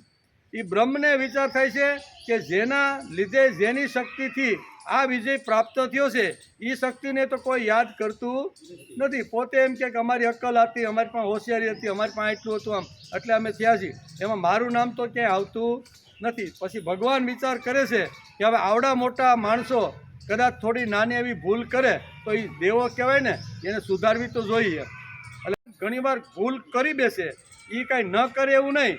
અહીંયા અર્જુન મોટો માણસ છે, આપણે તો એના સામે હાવ કેવા કહેવાય, બટકા કહેવાય, હાવ બટકા. એટલે આપણો કર્ણ એની પાસે, અર્જુન પાસે નહીં. પણ મોટા માણસો પણ ઘણીવાર ભૂલ કરે છે, તો એ ભૂલ આવી રીતના ભગવાન પણ એની સુધારી ગયા છે. અહીંયા દેવો આવી રીતની ભૂલ કરી બેઠા. ભગવાન વિચાર કરે છે કે મારું નામ ક્યાંય આમાં આવતું નથી. કોઈ કહેતું નથી કે ભગવાનને લીધે અમને આ વિજય પ્રાપ્ત થયો છે. પોતાની શક્તિનું ને બાહુબળનો જ બધા વખાણ કરે છે. ભગવાન યક્ષનું રૂપ ધારણ કરે છે. કેવું? ભગવાન યક્ષનું રૂપ ધારણ કરી અને દેવોની જે સભા બેઠી હતી ને, એના સામે દરવાજાની જે એન્ટ્રી ગેટ હોય ને, ત્યાં 2-3 જણાને રાખ્યા હોય, કાર્ડ વગર જવા દેવાના ને. કાર્ડ હોય તો તમને આ સભામાં એન્ટ્રી, બાકી તમે પાછા અહીંથી. એટલે એવા 2-4 જણ યક્ષ જોવે છે કે આ બધા તો શું કહેવાય, બધા પોતપોતાના વખાણ કરવામાં લાગ્યા છે. એટલે ભગવાન યક્ષનું રૂપ ધારણ કરીને એ સભાના દરવાજા પાસે આવે. દરવાજા પાસે આવ્યા એટલે કોઈએ અંદર જવા દીધા, કારણ કે કાર્ડ નહોતું ભગવાન પાસે. એટલે ભગવાન બહાર દરવાજા પાસે ઊભા રહ્યા છે. ઉપર જોયું ને, ઇન્દ્ર ને બધા અગ્નિદેવ ને વાયુદેવ, એ કે કોક બહારને કોક આવ્યું લાગે છે, પણ હવે એની પાસે કાર્ડ નહીં હોય એટલે આપણી સુધી માણસ આવી શકતો નથી એમ. એટલે એણે શું કીધું, પવનદેવને કીધું કે જરીક તમે જરીક તપાસ તો કરો કે આ માણસને લાવવા જેવો છે કે કેમ એમ. કાર્ડ ન હોય ને કદાચ આપણી માયલો હોય તો તમે એને વાજતે ગાજતે તમે લઈ આવજો, પણ રોક્યો છે કેમ? એટલે આ તો શું કહેવાય, પવનદેવને સારું લાગ્યું નહીં કે મારા જેવડો મોટો માણસ આ કામ તો પિયુન ને પટ્ટાવાળાને હોપાય કે જરીક તપાસ કર. આ મારા જેવડા મોટા માણસ પણ ઇન્દ્રે કામ હોપ્યું એટલે થોડુંક જવું તો પડે. નકર એને થોડું લાગ્યું તો ખરું હું કે મારા જેવડા મોટા માણસને આ ઇન્દ્ર હું સમજે છે, મને કામ હોપે છે કે તમે એની તપાસ કરો કે આ માણસ કોણ છે. એ કે આ પટ્ટાવાળાને મોકલવું જોઈએ. આપણે ઘણી વાર પટ્ટાવાળાને મોકલે, જા ભાઈ ચા પાણી બનાવી, ઓલું બનાવી, ઓલી પણ આ વસ્તુ લે, મોટા માણસ આવે છે જરીક આપણે કંઈક નહીં. એટલે અહીંયા વાયુદેવને સારું તો લાગ્યું નહીં, પણ ઇન્દ્રે ઓર્ડર માર્યો એટલે જવું તો પડે. એટલે યક્ષ જ્યાં ઊભો છે ને, ભગવાન યક્ષના રૂપમાં છે. એટલે આવીને કહે છે કે તમે કોણ છો, શા માટે આ સભામાં દરવાજો? એ કે હું જે હોય તે. યક્ષએ શું કીધું કે હું જે હોય તે, પણ તું કોણ છો? અરે કે મને ઓળખો નહીં. અને મોટા માણસને કોઈ ન ઓળખે ને તો એને બહુ દુઃખ લાગે, સમજા? કોઈ બહુ મોટો થઈ ગયો અને પછી આપણે તમે કોણ ભાઈ? તો કે લે તમે મને ઓળખો નહીં, હું તો આ આખા જે સુરત છે ને એનો કલેક્ટર છું, અથવા આ આખો જે રાજ્ય છે ને એનો હું મુખ્યમંત્રી, તમે મને ન ઓળખો? અને ન ઓળખી તો દુઃખ લાગે. એટલે આમ વાયુદેવને થોડુંક દુઃખ લાગ્યું કે આવડો મોટો માણસ, બરાબર, આવડો મોટો દેવતા, અને તે મને ઓળખો નહીં. એ કે ના હું તમને, પણ તું કોણ છે? એ તો કે અરે કે હું તો વાયુદેવ છું. એ કે વાયુદેવ? તો કે વાયુદેવનું કામ હું? અરે આ ભાઈને તો હજી કાંઈ ખબર નથી, વાયુના કેટલા કામ છે ને હું કામ કરી નાખે, ઘડીના 6ઠા ભાગમાં કેટલું ઉતરા. હવે આને હજી કાંઈ ખબર નથી. કે કોણ કે મારા કેવા કામ છે એ આને ખબર નથી, હું કોણ છું એ આ ભાઈને ખબર નથી. એટલે કે ભાઈ તમે કોણ છો? એ કે હું જે હોય તે, પણ તમે તમારો ઓળખાણ આપો. એ કે હું વાયુદેવ છું. એ કે વાયુદેવનું શું કામ હોય છે? એ કે એ નથી ખબર. એ કે ભાઈ અમને ક્યાંથી ખબર, નાના માણસોને તો હવે વાયુદેવના શું કામ હોય અમને કાંઈ ખબર હોય નહીં. એટલે કે અરે હું છે ને એ મારું તમે હજી રૂપ જોયું નથી. હું જ્યાં તાટકું ને ત્યાં માણસને ઉલાળીને કેટલાય ફૂટ ઉપર ઝાડવાન બધાય મારો ઝપાટો હજી તમે જોયો નહીં હોય કે હું વાયુ છું. કે અને એકવાર વાયુ જો સનસનતો આવી અને વંટોળિયાના રૂપમાં કે આખું વાવાઝોડું આવે ને, તો ઝાડવાના મોટરોને ઉલાળી જેમ શું કહેવાય, જેમ મલોખડા ઉડે ને એમ મોટરોને ઉડાડીને ક્યાં ને. તમે મારી શક્તિની ખબર નથી? આ હું વાયુદેવ છું, મારી તાકાત આટલી છે.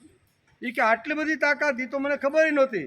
એ કે ઝાડવાને હું જો દરિયામાં કૂદીને પડું ને તો 20 ફૂટના મોજાને આવી રીતના ઊંચા કરી દો, એટલી તાકાત મારી અંદર.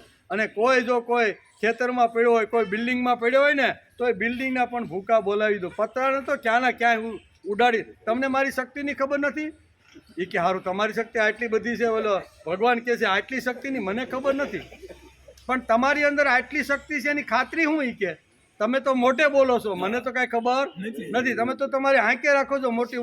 હું જ્યાં પડું ત્યાં આમ કરી નાખું, મોટરું ઉથલાવી નાખું ને બિલ્ડિંગો પાડી નાખું ને 20 ફૂટના મોજા ઉછાળી નાખું ને મારું રૂપ તમે, આ બધી વાત તમારી હશે, હાસી હશે, પણ મને ખબર નથી. તમારી આટલી મોટી તાકાત તો કે હા હું આ કરી નાખું, એ મારી તાકાત છે. ભગવાને વિચાર કર્યો, એક નાનું એવું તણખલું હતું. કેવું? આવું તણખલું હોય ને, એ તણખલું આ વાયુદેવની સામે મૂક્યું. વાયુદેવની સામે મૂકીને કે ભાઈ તમારી જો આટલી બધી તાકાત હોય, આખા બધા થાંભલા તમે ઇલેક્ટ્રિકના વાળી દેતા હોય ને કે, તો આ તણખલાને તમે ઉડાડી દો તો તમને હાસા, તમે બોલ્યા એ હાસું એમ. શું કે તમે બોલ્યા એ હાસું, નકર આમ બધો ગપ્પા મારવામાં અટણે બધા બહુ હોશિયાર. યક્ષે શું કીધું? ગપ્પા મારવામાં બધા પોતાની શક્તિની બધી વાત કરે, પણ કર્મ કરીને બતાવવાની. અરે કે આવું કામ મને સિંધાય, થાંભલા વાળી દો અસર, આવું બધું કરું, અને આ તણખલું તો એટલે હું ઈ કે હવે તમે તો બહુ કરી કે હે ઈ કે, પણ જે કર્યું હોય પણ તું જરીક આ કામ તો કરવા. ઈ કે ભગવાને શું કહેવાય, વાયુદેવમાંથી બધી શક્તિ ખેંચી લીધી. ભગવાન આવ્યા હતા ને, એ વાયુમાંથી બધી શક્તિ ખેંચી લીધી. અને વાયુ તો કે આગળ હવે આ ઝાડવાને ઉલાળી નાખું ને તો હવે આ તણખલું તો લેવું, એટલે એની પોતાની શક્તિથી તણખલાને ઉડાડવાનો પ્રયત્ન અડધી કલાક સુધી મહેનત કરી. આમથી ગયો ને તેમથી ગયો, તણખલું 1 ઇંચ પણ હેલું બોલે તો ભોઠો પડી ગયો. કે આ મેં આની આગળ આ માણસ અમે આટલી બધી મારી વાત કરી હતી કે આવા કામ મારા બધા છે, પણ આ તો સારું બધું સારું, અને ભોઠો પડી. અને ઇન્દ્ર રાજાએ પૂછ્યું કે ભાઈ કોણ ઓળખાણ આપી? એ માણસ નકામો છે કે હું ઓળખવા જેવો નથી, ફાલતુ માણસ છે. હવે એનો ઇન્દ્ર કે ફાલતુ ન હોય પણ કાંઈક ગડબડ છે ગમે એ. શું કે કાંઈક ગડબડ તો આ ઉપનિષદ કેનો ઉપનિષદ ઘેરે હોય ને તો વાંચજો, એમાં છે બધું. આ વાર્તા એમાં બહુ સરસ વ્યાસે લખી. આમાં હોય આમાં છે ને એ આવશે. એટલે કહેવાનો હતો કે આ તણખલાને તો ઉડાડી શીખા, મોઢું વિલું કરી અને પોતાની ખુરશી ઉપર બેસી ગયો. ઇન્દ્રએ પૂછ્યું એટલે આમ તેમ આડોઅવળો જવાબ આપી દો. એ કે કાંઈક તો હોવું જોઈએ. અગ્નિદેવને ઓર્ડર કર્યો, અગ્નિદેવ અહીંયા આવો તો એ કે ઇન્દ્ર એ કે તમે જ આવી કે આ કાંઈ ચોક્કસ માણસ કોણ છે ને એની ઓળખાણ લઈને આવ્યો નથી. તમે માણસને તો પૂછો ક્યાંથી આવ્યો છે. કાર્ડનો હોય તો સારો માણસ હોય ને આપણા જેવો તો તમે તારા સ્ટેજ ઉપર તમે લાવજો, પણ તમે એની ઓળખાણ તો કરો. અગ્નિદેવ એમ થયું કે મારા જેવડા મોટા માણસના ઇન્દ્ર ક્યાં કામ હોપવા માંડ્યો એ કે, પણ હવે ઇન્દ્ર હોપે એટલે જવું તો પણ એટલે અગ્નિદેવ આવ્યા. અગ્નિદેવ કે ભાઈ ઓલ્યાની જેમ જ વાયુની આરે જે વાર્તાલાપ થયો ને એવો જ લાભ અહીંયા ભગવાનની સાથે અહીંયા યક્ષના રૂપમાં અહીંયા અગ્નિ સાથે થયો. એટલે અગ્નિએ પૂછ્યું કે ભાઈ તું કોણ છો? આ આવડી મોટી અમારી સભા છે અને સભામાં તું આ આવ્યો છો, કેમ આવ્યો છો? આમ બારો કેમ ઊભો છો? અને આ તો મોટા માણસની સભા છે, આમાં તો કોઈ સકલું ફરકી હકે કાર્ડ વગર સકલું ન. તું કે એ કે હું જે હોય તે, પણ તમે કોણ છો? ભગવાને 2 હાથ જોડીને અગ્નિદેવને પૂછ્યું. એ કે તમે કોણ છો? એ કે મને ઓળખો નહીં, આવડો મોટો માણસ અને મને તમે ઓળખતા નથી? અરે એક કાંડી આમ હળગાવીને કરું ને તો જંગલોના જંગલો સાફ કરી નાખું. ગમે એટલા જંગલ હોય ને, હમણાં જંગલ સાફ થયું કે ને કેટલું અમેરિકાનું વાંચ્યું ને તમે, જંગલોના જંગલો, મકાનોના મકાનો, કેટલા પશુઓને સાફ કરી નાખ્યા સડક કિલોમીટર. શું કહેવાય કિલોમીટરના કિલોમીટર. એ કે તમને મારી શક્તિની ખબર નથી? અરે જે બિલ્ડિંગમાં હું ખાબકું ને એ આખી બિલ્ડિંગ ઘડીના 6ઠા ભાગમાં રાખ બનાવી નાખો, આટલી તો મારી તાકાત છે. મારું નામ છે અગ્નિદેવ. એ કે તમારું નામ અગ્નિદેવ? સારું સારું, હું તો તમને ઓળખો ને, આટલી મોટી તમારી તાકાત હોય, આટલી મોટી શક્તિ હોય, આટલું મોટું તમારું હોય અને તમે આટલા મોટા માણસ, હું તમને ઓળખી શક્યો તો તમારું કામ હોય કે? તો કે હજી ન ખબર પડી. મારું કામ આવું, જ્યાં ત્રાટકું ને ત્યાં ગમે એવું હોય ને તો લીલાને પણ ભેગું બાળીને ખલાસ કરીને એવી તો મારી તાકાત છે. હું અગ્નિ દેવતા છું. આમ કરીને કે બહુ સારું, તમારી આટલી મોટી તાકાત હોય તો તમે બહુ સારું કહેવાય, પણ હું એક આ કાંડી મૂકું છું, આ એક તણખલું છે ને એ મૂકું છું. તમે જો આને બાળી નાખો ને તો હું તમે બોલ્યા હાંસું, નકર તો ગપ્પા મળો તો બહુ આવે છે. હમણાં એક ગપ્પા મારીને ગયો આ બીજો ગપ્પા વાળો આવ્યો. એટલે કે આપણે માનીએ નહીં ભાઈ. એ કે મારી શક્તિ તમે વાપરો. એ કે હા તું કરી બતાય તો હાસો એમ. તું એમ કહેશો હું જંગલોના જંગલો બાળી દઉં, બિલ્ડિંગના બિલ્ડિંગ બાળી દઉં, આટલું બધું જ્યાં પડું ને ત્યાં તો સત્યાનાશ કાઢી નાખું બધાનું, બરાબર ને. અને એ આપણા બધા અનુભવમાં આવે કે ને, કોઈનું ઘર હળગી ગયું હોય, બિલ્ડિંગ હળગી હોય ને આપણે ઓહો કેટલા માણસો હળગી જાય. ટ્રેનની અંદર આગ લાગી હોય તો આખી ટ્રેનમાં 500-1000 માણસ હળગી જાય કે નહીં. આ એ કે મારી તાકાત છે. એ કે તમે હજી મને ઓળખા, બહુ સારું, તારી તાકાત હશે ભાઈ. ભગવાને શું કીધું, યક્ષએ શું કીધું, તારી તાકાત હશે, એ કાંઈ શંકા મને નથી, પણ આ એક તણખલું બાળી દે તો હું હાસો તને. તો ભગવાને અગ્નિદેવમાંથી શક્તિ ખેંચી લીધી અને પછી કે કાંઈ વાંધો નહીં, બાળું છું એમ કરીને જોર કરવા માંડ્યો. તણખલું બળ્યું, બહુ મહેનત કરી એને બાળવાની, બરોબર ને. આખી જંગલોને હળગાવી નાખે છે. એ હવે આ તણખલું શું કે જોર કર્યું પણ કાંઈ મેળ પડ્યો નહીં. વિલે મોઢે પાછો ગયો. ઇન્દ્રરાજાએ પૂછ્યું, ભાઈ તું એ બહુ ફાલતુ, ઓલો ભાઈ કે છે ને વાયુદેવ કીધી વાત થશે, ફાલતુ માણસ છે. હવે ફાલતુ માણસ હું આપણે ઓળખા, આપણે જે કાર્યક્રમ છે ચાલુ કરો નહીં કે. ઇન્દ્ર કે એમ ન હાલે, આપણે માણસને ઓળખવો જોઈએ. તમે બે પાછા આવીને કાંઈ શોખોટ કરીને કે આ માણસ કોણ આવે, કયું નો ઊભો છે એ કે, બરાબર ને. અને તમે એ કે એ ફાલતુ આરે કાંઈ આપણે વાત કરાય નહીં એમ કરીને અગ્નિદેવ પોતાની ખુરશી ઉપર. ઇન્દ્ર રાજા વિચાર કરે છે, આ બે ગયા છે ને ડાળમાં તો કાંઈક કાળું હોવું જોઈએ. કાળું હોવું જોઈએ એટલે શું હોવું જોઈએ, એટલે કે કાંઈ વાંધો નહીં, હવે હું પોતે જાતે જ આવી કે જાતે જઈને તપાસ કરું કે આ માણસ કોણ છે, અજાણ્યો માણસ કોણ દરવાજા આવીને ઉભો રહ્યો છે. એટલે ભગવાને જોયું કે અટાણ સુધી આવ્યા હતા એ બે સરદારો આવ્યા હતા અને હવે સરદારનો મૂર્ખ આવે છે. શું કે છે, ભગવાન વિચાર કરે છે કે અત્યાર સુધી આવ્યા એ બે સરદારો હતા એ કે, અને આ સરદારનો મૂર્ખ આવે છે કે. અને આવડો મોટો માણસ આવતો હોય એટલે મારે થોડુંક એનું ભલે થોડીક ભૂલ કરી છે એને, અમને યાદ કર્યા. ભગવાનને જે વિજય પ્રાપ્ત થયો, યશ મળ્યો, કીર્તિ મળે એટલે ખરેખર પ્રથમ ભગવાનને યાદ આવવો જોઈએ, પણ યાદ કર્યા નથી. પણ આવડો મોટો માણસ અહીં જો મારી પાસે આવતો હોય તો હવે મારે અદૃશ્ય થઈ જવું પડે એવું. એટલે આ મૂર્ખ શું કહેવાય, ઇન્દ્ર ભગવાન આપણા માટે તો ભગવાન છે, પણ ભગવાન માટે તો એ નાનો માણસ જ ગણે ને ઇન્દ્ર. એટલે આવી રીતના ઇન્દ્ર આમ રોઆબથી આવે છે કે કોઈ પણ હિસાબે મારે એને જાણી લેવું છે કે આ કોણ છે એમ. એટલે ભગવાન વિચાર કરે છે કે મૂર્ખનો સરદાર તો હાલો આવે છે, હવે આપણે અદૃશ્ય થઈ જાવ. એટલે યક્ષ ભગવાન જે હતા એ અદૃશ્ય થઈ ગયા. અદૃશ્ય થઈ ગયા એટલે અહીંયા ઇન્દ્ર વિચાર કરે છે કે હમણાં કાંઈ કોઈ દરવાજે ઊભો તો બે મારા વાયુદેવ ને અગ્નિદેવ બધાને છે દૂરથી મેં બધું જોયું, પણ આ ગયો ક્યાં એમ કે. અને પછી ભગવાનને વિચાર થયો કે કાંઈ વાંધો નહીં, મોટા માણસ ઘણીવાર ભૂલ કરે, ન યાદ કરે, પણ આપણે એના જેવું થોડું થવાય. એટલે ભગવાન પછી ઉમાના રૂપમાં પ્રગટ થાય છે, કેવા શક્તિના રૂપમાં. અને ભગવાન શક્તિના રૂપમાં પ્રગટ થઈને ઇન્દ્રને ઠપકો આપે છે કે ભાઈ તમે વિજય જે પ્રાપ્ત કર્યો એમાં તમે ભગવાનને ભૂલી ગયા. તમે શું કર્યું?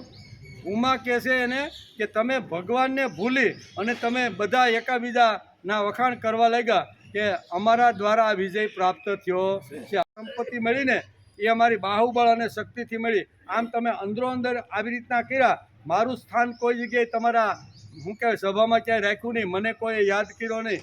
એટલે અંબાના રૂપની અંદર, શક્તિના રૂપની અંદર ઠપકો આપે કે કોને ઠપકો આપ્યો? ઇન્દ્ર રાજાને. ઇન્દ્ર રાજા સમજી ગયો મારી સૂક્ષ્મ ભૂલ તો હાળી કહેવાય કે વિજય જેના લીધે મને મળ્યો ને એ વિજય જેને અપાયો છે એને હું યાદ કર્યા, એની ભૂલ એને સુધારી લીધી. કહેવાનો અર્થ અર્જુનના મનમાં પણ થોડોક સૂક્ષ્મ અહંકાર આવ્યો હોય એવું અહીં વ્યાસ લખે છે કે આવી રીતનો પણ મોટા માણસનો આવી રીતનો અહંકાર આવે તો ભગવાન ધીમે ધીમે એનો બધાનો આવી રીતનો હળવો આવી રીતનું કરે છે. બ્રહ્મદેવેભ્યો વિજિજ્ઞ, આ લખેલું છે ઉપને. બ્રહ્મદેવેભ્યો વિજિજ્ઞ. બ્રહ્મ ભગવાન એક વખત દેવોના વિજય અપાયો હતો, પણ બોલાય શું યશસ્વી વિજયી થવા પછી, એટલે કે થયા પછી ઘણીવાર મોટા સારા લોકો પણ ને કેપ સડી જાય છે. એમ અર્જુનને થોડોક કેપ સડ્યો એવું લાગે છે. વિજય ભગવાન અપાવે છે, પણ બોલાય શું કે દેવો વિજયી થયા. દેવો પણ બોલવા લાગ્યા કે અમે અમારી શક્તિ, અમારી બુદ્ધિ, અમારા હથિયારોથી દાનવોને હરાવીને અમે વિજયી થયા છે. એમ સભાની અંદરો બધા બોલવા લાગ્યા. તસ્યના બ્રહ્મણો વિજતે દેવા, આવું લખ્યું છે. તસ્યના બ્રહ્મણો વિજયે દેવા, એટલે કે અમહિયંત વાસ્તવમાં ભગવાને વિજય મેળવી આપ્યો છે, પણ દેવોને લાગ્યું કે અમે અમારી શક્તિથી વિજય મેળવ્યો છે. દેવો ગર્વિષ્ઠ અને થોડાક અહમ અને થોડાક અભિમાન પણ અંદર આવી ગયું. ભગવાન કે આવડા મોટા ઇન્દ્રની સત્તા સંભાળતો હોય એના મનમાં પણ આવો ગર્વ આવવો જોઈએ નહીં. એટલે ભગવાને એને થોડોક પાઠ ભણાવવાનો પ્રયત્ન કર્યો. એમ વિજયથી દેવોની વિચારધારા બદલી ગઈ. હું વિજય થયો ને એટલે અમારી શક્તિથી, અમારી બુદ્ધિથી, અમારે કાંડાની કવચથી અમે આ વિજય પ્રાપ્ત થયો છે. એટલે અસ્માકમ એવમ અયમ વિજય અયમ, એટલે અમે જ અમારી શક્તિ, અમે જ અમારી બુદ્ધિ અને અમે જ અમારા આવી રીતના સાધનોથી અમે વિજય પ્રાપ્ત કર્યો છે. એવું બધું અહીંયા દેવો બોલવા લાગ્યા. અસ્માકમ મેયમ મહતિમ વિજય, વિજય મેળવવાનો મહિમા છે અમારો છે. આવી રીતે બધા દેવો બીજાના વખાણ, એકાબીજાના વખાણ કરવા લાગ્યા. એ આપણે જોયું. હવે એને વિસ્તારથી થોડોક સમજવાનો પ્રયત્ન કરીએ. તદ્વેષા વિજતો દેવાનો ભાવ, ભગવાને એટલે કે ભગવાને જાણી લીધો અને તેભ્યો પ્રાદુર્ભૂતમ, તેમની સામે યક્ષના રૂપે પ્રગટ થયા. પણ તન્નય જાનત એટલે કે યશથી અને વૈભવથી જેમના મગજમાં કેપ ચડ્યો છે એવા દેવો સામે પ્રગટ થયેલા બ્રહ્મ એટલે કે ભગવાનને પણ ઓળખી શક્યા ને. આ ભગવાનને દેવો પણ ઓળખી શક્યા નહીં. તેથી કિમિદમ યક્ષમિતિ, આ વિચિત્ર કોણ છે એમ દેવો કહેવા લાગ્યા અંદરો અંદર કે આ વિચિત્ર માણસ આપણી સભાની અંદર દરવાજાની બહાર આવીને આ વિચિત્ર માણસ કોણ છે, આ વિચિત્ર માણસને આપણે ઓળખી લેવો જોઈએ. એમ કે આ વિચિત્ર માણસ કોણ છે એમ દેવો અંદરો અંદર કહેવા લાગ્યા. એમ કેનોપનિષદની અંદર સુંદર મજાનું વર્ણન વ્યાસે કર્યું. તે કેનોપનિષદ આપણે ખોલીને આપણા 11 ઉપનિષદો છે, એમાં એક કેનો ઉપનિષદ કેન કેન કેન એટલે આખા પ્રશ્ન પૂછે, એક પ્રશ્ન પૂછે અને બીજો જવાબ આપે, એ આખો પ્રશ્નોત્તરીનો આખો આ ઉપનિષદ છે. એટલે એ કેનોપનિષદ છે. શ્રીમદ ભગવદ્ ગીતામાં પણ અર્જુનના શંખધ્વનથી કૌરવો ગભરાઈ ગયા, ડરી ગયા છે એવું વર્ણન ગીતામાં છે. આ જોઈ અર્જુને પણ મનમાં સૂક્ષ્મ અહમ આવ્યો કે મારા લીધે આ લોકો ડરી ગયા છે. મેં શંખ વગાડ્યો એને આ કૌરવ ઉપર અસર થઈ છે, મારા શંખની અસર અથવા મારા ગાંડીવની અસર આના ઉપર થઈ છે એવું અર્જુનને થોડો સૂક્ષ્મ અહંકાર આવ્યો. જીવનની અંદર માણસ યશસ્વી થાય, કીર્તિ મળે કે એને એમ લાગે કે મેં મહેનત કરી, મેં પરસેવો પાડ્યા, મેં બુદ્ધિ વાપરી, મેં સાહસ કર્યું અથવા મેં આવી રીતનું તેથી મને આ બધું મળેલું છે. આપણે પણ ઘણીવાર આવું ન થાય? આપણા જીવનમાં પણ આવી ઘટનાઓ બનતી હોય છે. આપણે ભલે અહીંયા 20 વર્ષના કે 15 વર્ષના હોય એ વખતે સુરતમાં આપણે ચડ્ડી પહેરીને હીરા ઘઉં આવ્યા હોય અને પછી ધીમે ધીમે માણસની પ્રગતિ થવા લાગે. હવે એની સાથે ગામના ઘણા છોકરાઓ આવ્યા હોય પણ એ બધા હજી 12 બાય 35માં રહેતા હોય અને એક ભાઈ આવી રીતનો છે, એ તો અબજોપતિ બની ગયો હોય. એક જ ગામના હોય, એક જ ગોળાનું પાણી પીને અહીં ઘંટી હેઠે પગ નાખીને બધા ઘસતા હોય છે, પણ છતાંય ઘણીવાર આવી રીતનો એને યશ મળે, વિજય મળે, ધન મળે, સંપત્તિ મળે એટલે એ માણસ એવું બોલવા લાગે કે ભાઈ એ તો હું 12 વર્ષનો હતો ને તો એ મને બાપાએ કીધું કે ન ભણવું હોય તો જા ઉપર સુરત કે એટલે અહીંયા આવ્યો, માકડ ખાધા, ઘંટી હેઠે પગ નાખ્યા, બરોબર, એક જ હાબુ, નાવાનો ઈન ધોવાનો એ ખબર નહોતી કે નાવા ધોવાના હાબુ અલગ, એવા લગર વગર તો અમે આવેલા. હવે એવો લગર વગર આ સુરતની અંદર આવ્યો અને લગર વગર હાબુને પણ ઓળખવાની અક્કલ નહોતી. આવ્યો ત્યારે કેવી કે નાવાનો અલગ હોય, ધોવાનો પણ અલગ હોય, એક જ હાબુથી બધું નાવા ધોવાનું કરતો એવો માણસ જ્યારે અબજોપતિ બને ત્યારે એમ કે ભાઈ અમે 12 વર્ષથી આવ્યા હતા આ ઘંટીની અંદર, આટલા લોજમાં અમે આવી રીતના જમતા હતા, ક્યારેક કાચું ક્યારેક પાકું, આમ બધું તમને ખબર ન પડે કેવી રીતનું મેળવું. એ બધે પોતે સાહસ કર્યું હોય, પ્રયત્ન કર્યો હોય, આવી રીતની મહેનતનું જ કે મારી મહેનત, મારું સાહસ, મેં આવી રીતનું આમ કર્યું તેથી મને આ બધું પ્રાપ્ત થયું. એમાં વચ્ચે ભગવાન ભૂલાઈ જાય ને ભૂલાઈ જાય એટલે પછી ભગવાન ઘણીવાર એને પાઠ ભણાવવા પણ મોકલે. સારા માણસો હોય ને, તું બરોબર તને જે મળ્યું છે ને એ તારી બુદ્ધિ છે, તારી શક્તિ છે, તારું સાહસ છે, તે મહેનત કરી છે, પરસેવો પાડી, બધું હતું એમ, પણ એ તું જે વખતે કરતો હતો ત્યારે તારી જોડે કોણ હતું? આજે આપણી જોડે કોણ બેઠું છે અત્યારે? અને એમાંથી જો ખાલી આ જરીક જ આમ વહી જાય ને હવા, તો પછી હાલીને આવ્યો હોય ને, ભલે ની 2 કિલોમીટરથી હાલીને આવ્યો હોય તો 4 જણાને ખભે ચડાવવો પડે કે નહીં? તો ભાઈ થયું હું ભાઈ? તો જેની શક્તિથી હું કુદાકૂદ કરતો તો એ શક્તિને ભૂલી જવાની? એ શક્તિને ભૂલવાની નથી. એમ આ શ્રીમદ ભગવદ્ ગીતા અને ઉપનિષદ આપને આ વાત સમજાવે. ગમે તેટલા મોટા થયા હોય, ગમે એટલો યશ મળ્યો હોય, ગમે તેટલી કીર્તિ મળી હોય, ગમે ત્યાં સારી ખુરશી મળી હોય, પણ ભગવાન મને બધું જે કાંઈ મળે છે ને એ તારા લીધે છે. આ 3 શબ્દો જો આપણે બોલીએ ને તો ભગવાનને પણ આનંદ થાય કે દીકરાને મેં જે રીતે મોકલો, જે રીતે આપ્યું ને એમાં મને ભૂલતો નથી. આ 2 વાતો દ્વારા આપને આ વસ્તુ અહીં સમજાવે છે. ઉપનિષદ પણ આપને આ સમજાવે છે. અહીંયા ઉમા પ્રગટ થઈને અહીંયા ઉમાએ પણ ઇન્દ્ર રાજાને આ જ ઉપદેશ આપ્યો છે કે તમે જે કુદાકૂદ કરતા હતા ને એની અંદર શક્તિ ભગવાનની હતી, બ્રહ્મની શક્તિથી તમે કુદાકૂદ કરતા હતા. એ ઉમા એને ઉપદેશ આવી રીતનો આપે છે. કહેવાનો અર્થ આપણી જે કાંઈ હોશિયારી હોય, જે કાંઈ ધન સંપત્તિ હોય, સારા દીકરા હોય, સારું બધો ધંધો બહુ વેલ સેટ હોય ને, તો એમ નહીં માનો કે મારા પરસેવાથી, મારી મહેનતથી, મારી બુદ્ધિથી ને મારી અક્કલથી. અક્કલ તો ઘણા આપણા કરતાં જ છે. અક્કલ આપણા કરતાં હોય કે ન હોય? પાંડુરંગ શાસ્ત્રી એક દર્શન આપે કે ગામડાના ભણતા હોય ને એટલે આપણે એક તો પેલી સફેદ શું કહેવાય થેલીમાં બધું ભર્યું હોય, કે કેવી થેલી કહેવાય? બોરાની જાડી થેલી, એમાં ભણવા આપણે બધા જાતા. અને ભણતા ભણતા 7મું ભણ્યા, 8મું ભણ્યા, 10 સુધી બધા હારે વિદ્યાર્થીઓ ગામના હોય એટલે સાથે ભણે. અને પછી એક છોકરો 10મામાં નપાસ થયો. 10મામાં નપાસ થયો એટલે બાપા કે એટલી મહેનત કરી, આમ છે તેમ છે, નપાસ થયો, જા સુરત કે. એટલે એમ કરી અને સુરત છોકરાને મોકલી દીધો. કાંઈ વાંધો નહીં બાપા, હાલો ને હીરા ઘઉં, એમ કરીને ધીમે ધીમે હીરાની શરૂઆત કરી. હીરામાં બરાબર પહેલાં તો કારીગર તરીકે, પછી 1 ઘંટી નાખી, 2 ઘંટી નાખી, અને પછી તો હજારો ઘંટી નાખીને અબજોપતિ અહીં બની ગયો. બરાબર ને? હા, 55 વર્ષની ઉંમર થઈ ને ત્યાં તો રૂપિયા ક્યાં નાખવા એને ખબર પડે નહીં. હવે એની સાથે એક વિદ્યાર્થી એનો મિત્ર ખાસ ભણતો હતો, એસએસસીમાં ફર્સ્ટ ક્લાસ આવ્યો એ વખતે, સારા ટકા આવ્યા. એટલે એને એમ કીધું કે આપણે આને તો આગળ ભણવા માટે મોકલવો જોઈ. પછી તાલુકા લેવલે મૂક્યો, ત્યાં સેકન્ડરી સ્કૂલ પૂરી થઈ ગઈ હતી, ત્યાં પણ હોશિયાર. એટલે કે હવે આને કોઈ કોલેજની અંદર મોકલો, કોલેજમાં મોકલો, કોલેજમાં પણ સારું. અને પછી ત્યાંથી એને યુનિવર્સિટીમાં 2-5 ડિગ્રી, બરાબર, અને એવો ઇકોનોમિક્સનો મોટો પ્રોફેસર થઈ ગયો અને 1 લાખ રૂપિયાનો પગાર. બરાબર, એ યુનિવર્સિટીમાં આવી રીતનો લાખના પગારમાંથી એ નોકરીએ રહ્યો. મહિનામાં 1 લાખ રૂપિયા એને આવે. બરાબર ને? બહુ બુદ્ધિ સારી, અક્કલ સારી, હોશિયારી સારી. તેથી આ કક્ષા સુધી પહોંચ્યો. અને પછી એક દિવસ એને જૂનાગઢથી સુરતમાં આવવાનું થયું કોઈ કામકાજે, લગ્ન પ્રસંગમાં. કોને? આ પ્રોફેસર સાહેબને. એટલે પ્રોફેસર સાહેબ તો અહીંયાથી બસમાં આવ્યા. એ કે હવે અહીંયા એટલા 600 કિલોમીટર ગાડી ક્યાં આપી?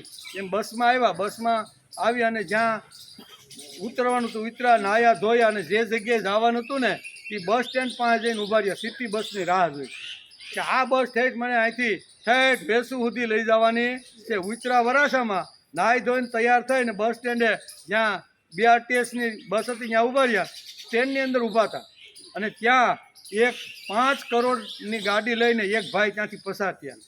એ પસાર થયા એટલે એને નજર નાખી કે આ બસ સ્ટેન્ડની અંદર જે ભાઈ ઊભો છે ને એને મેં ક્યાંક જોયેલો છે, હું એને ઓળખતો હોય ને એવો ચહેરો મેં એનો ક્યાંક જોયો છે. એટલે સાઈડમાં રાખીને એને ગાડી ઊભી રાખી. એ બસ સ્ટેન્ડમાં આ ભાઈ બસની રાહ જોઈને હાથમાં એટેસી હતી, અપ ટુ ડેટ સૂટેડ બૂટેડ ટાઈ બાઈ બધી પહેરેલી હતી, કારણ કે પ્રોફેસર હતા ને. અને 1 લાખ પગાર એનો મહિનાનો હતો. એટલે ઓલા ભાઈને કે આ ભાઈને એટલે જોયું તો એને જોયું કે લે આ તો આપણા ગામનો સગન્યો હોય કે હે, આ તો આપણા ગામનો એમ કે આપણે એટલે હા આપણે એસએસસીમાં હાર્યા હતા ને હું નાપાસ થયો ને મારા બાપાએ 2 ફટાકિયા મારીને મને સુરત મોકલો, એ હું સગન્યો એ કે. ઓલો કે તું સગન્યો? અરે કે પછી તે શું કર્યું? એ કે હું તો આમ ભણતો મેં PhD કર્યું ને પછી કોલેજનો ઇકોનોમિક્સનો પ્રોફેસર થઈ ગયો. અત્યારે મારે 1 લાખની પગાર છે, પણ કામકાજ માટે હું આવ્યો છું. તો તમે શું કરો છો? અરે મારું તું પૂછમાં, તારે ક્યાં જવું છે? મિત્રતા થઈ ગઈ ને. એટલે કે મારે તો વેસો હાલ લઈ જા. એ કે પણ ક્યાં? એ કે સામે ગાડી. બોલો પ્રોફેસર કે આ તો કે કેવડી મોટી ગાડી છે. એ કે આ તો 2-3 કરોડની ગાડી છે. કે આવડી મોટી ગાડી? એ કે આ કોની છે? એ કે મારી છે. એ કે મારે દરરોજના 5 લાખની આવક છે. કેટલી? તારે તો મહિને 1 લાખ રૂપિયા છે. હવે એસએસસીમાં કેવો થયો તો નાપાસ. ઓલા ભાઈ ક્યાં પીગા? પીએચડી સુધી બધી ડિગ્રી ખિસ્સામાં નાખીને આટા મારતા હતા, બરોબર ને? પણ કહેવાનો અર્થ જે કાંઈ ઓલા ભાઈને કદાચ બુદ્ધિ વાપરી છે, અક્કલ વાપરી છે ને ત્યાં સુધી પ્રોફેસર બની ગયા. આ ભાઈ તો અંગૂઠા સાહેબ સીધા 2 ટાટિયા ઘંટી નાખીને ગવવાની શરૂઆત કરી અને છતાં એટલું થયું કે નહીં? તો કોને જો અક્કલ વધારે હોય, બુદ્ધિ વધારે હોય, જ્ઞાન વધારે હોય તો પ્રોફેસરને વધારે પૈસા મળવા જોઈએ કે નહીં? જ્ઞાની માણસને જ વધારે જો પૈસા સમાજમાં મળતા હોય તો જ્ઞાનની જે આવી રીતની ટીકડીઓ આગળ લગાડીને જે સમાજમાં આટા મારે છે એને વધારે પૈસા મળવા જોઈએ કે નહીં? મળ્યા નથી મળતા. એનું કારણ દેવ ચેવાત્ર પંચમમ. ગીતામાં ભગવાને 18મા અધ્યાયમાં કીધું આવશે. આ દેવ છે ને એ બહુ જબરજસ્ત કામ કરે છે. ભલે અંગૂઠા સાપ હોય, દેવ એનો સીધો હોય ને તો એને અબજોપતિ બનાવી દેશે. માંડમાં નોકરી નથી મળતી અત્યારે તો. બધું પતા કલાને કરું ભાઈ મેં આટલું કર્યું છે, તમે મને નોકરીએ આ બોર્ડ રાખીને કહે છે કે નોકરીએ રાખો એમ. ઘણી આવું બને કે નહીં? તો આ બધું બને છે તો એનું કારણ ભગવાન છે. ભગવાન અહીંયા દેવો પણ ભગવાનને ભૂલ્યા. અર્જુનના મનમાં પણ થોડો કેફ આવી ગયો અને ઓર્ડર મારી દીધો કે મારો રથ તમે, હું જ્યાં સુધી મારી સામે યુદ્ધની અંદર આવે વિપક્ષીઓ આવ્યા છે એને બરોબર નિરીક્ષણ ન કરી લો ને ત્યાં સુધી મારો રથ બરોબર ત્યાં ઊભો. એટલે ઓર્ડર માર્યો સાહેબ. વેદવ્યાસ કહે છે અર્જુનને વિવેકથી જે વાત ભગવાનની સાથે જે કરવી જોઈએ એ વિવેક ચૂક્યો છે. અને વિવેક ચૂકીને કહે છે જેમ વાણોતર જેમ શેઠને ઓર્ડર કરતો હોય ને એમ સીધો ઓર્ડર કરી દીધો. કે થોડોક સૂક્ષ્મ, બહુ લાંબો નથી પણ એકદમ નાનો. ભગવાન મહાપુરુષો ઓળખે ને આપણે ઓળખી. આ શ્લોકમાં છે આપને ખબર ન પડે કે આવો આવ્યો છે પણ મહાપુરુષો જ્યારે અર્થઘટન કરતા હોય ત્યારે આવા જીવનની અંદર માણસ યશસ્વી થાય, કીર્તિ મળે કે એને એમ લાગે કે મેં મહેનત કરી છે તેથી મને વિજય અને વિત્ત મળ્યું છે. કોઈ એકાદ મહાન વ્યક્તિ એટલે કે યુગને માર્ગે દર્શન કરવાવાળી વ્યક્તિના જીવનની સમાલોચના કરે તે વખતે એની પછવાડે ભગવાન છે, શક્તિ છે, તેની પછવાડે કોઈનો હાથ છે.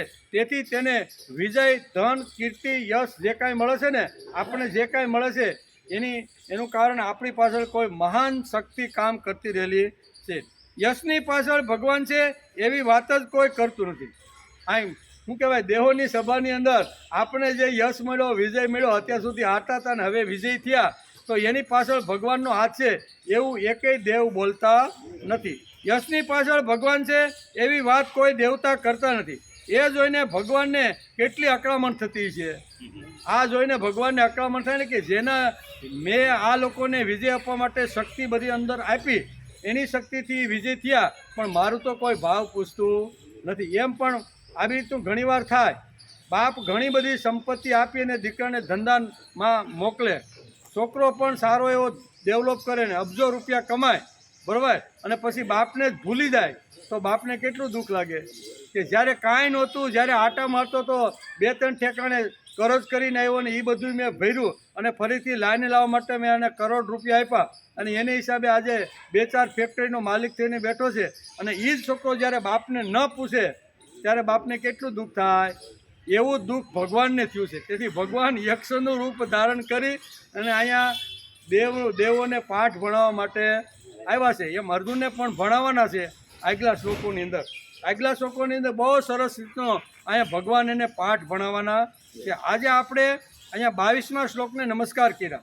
એને યાવ એટલે કે એનો અર્થ થાય છે કે જ્યાં સુધી હું યુદ્ધ ક્ષેત્રમાં ઊભા રહેલા આ વિપક્ષી યુદ્ધની અભિલાષા રાખનાર યોદ્ધાઓને સારી પેઠે જોઈ ન લઉં કે આ યુદ્ધની પ્રવૃત્તિમાં મારે કોની સાથે યુદ્ધ કરવાનું યોગ્ય છે ત્યાં સુધી મારો રથ તમે ઊભો. આમ જેમ ઓર્ડર જેમ મારે એમ આ અર્જુને થોડોક ઓર્ડર ભગવાનને માર્યો હોય, થોડોક વિવેક ચૂક્યો હોય ને એવું આ વ્યાસને લાગે. આપણે તો આપને ખબર ન પડે, સૂક્ષ્મ આવી રીતનો ભક્તની અંદર અહમ આવી જાય, આપણા જેવા જાણી શકે નહીં, પણ અંદર રહેલી જે તાકાત શક્તિ છે ને ભગવાન એ બધું જાણે છે. એટલે ભગવાન વિચાર કરે છે કાંઈ વાંધો નહીં. તો એ બધી જે વાતો છે ને એ 23મા શ્લોકની અંદર સૂક્ષ્મ અહંકાર ધીમે ધીમે કેવી રીતનો આવ્યો એનું નિવારણ કરવા માટે ઘણી બધી વાતો છે, પણ એની વાતો 11 થઈ ગયા, આપણો ટાઈમ પૂરો થઈ ગયો, બરોબર ને? તો આવતીકાલે આવશું ત્યારે 23મો શ્લોક યાદ કરાવીજો, બરોબર ને?